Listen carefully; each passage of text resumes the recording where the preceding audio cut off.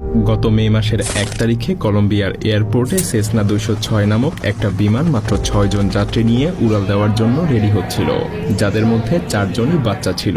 যে বাচ্চাগুলোর মধ্যে প্রথম বাচ্চাটা ছিল মাত্র ১ বছরের, দ্বিতীয় জন ৪ বছরের, তৃতীয় জন ৯ বছর এবং চতুর্থ জন মাত্র ১৩ বছরের। সেই সাথে ছিল বাচ্চাগুলোর বাবা মা এবং পাইলট। প্লেনটা অ্যামাজন জঙ্গলের উপর দিয়ে কলম্বিয়ার সেন্ট জোস এয়ারপোর্টে পৌঁছানোর জন্য যাত্রা শুরু করে।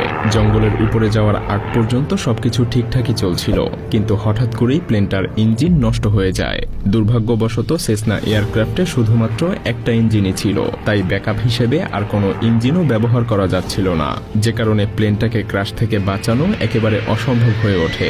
আর এরপর বিমানটা ক্র্যাশ হয়ে একটা বিকট শব্দ হয়ে অ্যামাজন জঙ্গলের মধ্যে পড়ে যায়। তবে সৌভাগ্যবশত এত বড় ক্র্যাশের পরেও প্লেনটাতে কোনো রকম বিস্ফোরণ ঘটে না। হয়তো উপরওয়ালা একান্তই কাউকে বাঁচিয়ে নিতে চাইছে। কিছুক্ষণ পরেই সেই ১ বছরের দুধের বাচ্চাটা জোরে জোরে কান্না শুরু করে দেয়, যার শব্দ শুনে বাকি ৩টা বাচ্চাও উঠে পড়ে।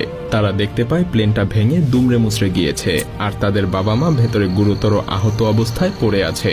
আর এসব দেখে বাচ্চাগুলো খুবই ভয় পেয়ে যায়। বাচ্চাগুলো তাদের মাকে ওঠানোর অনেক চেষ্টা করে, কিন্তু ঘন্টার পর ঘন্টা পার হয়ে যায়, অথচ কেউই চোখ তুলে তাকায় না। ১৩ বছরের বাচ্চাটা যেহেতু একটু বড় হয়েছিল, তাই সে বুঝতে পারে তাদের বাবা মা আর নেই, তাই বাকি বাচ্চাদের দায়িত্ব তার কাঁধে এসে পড়ে। এদিকে রাতের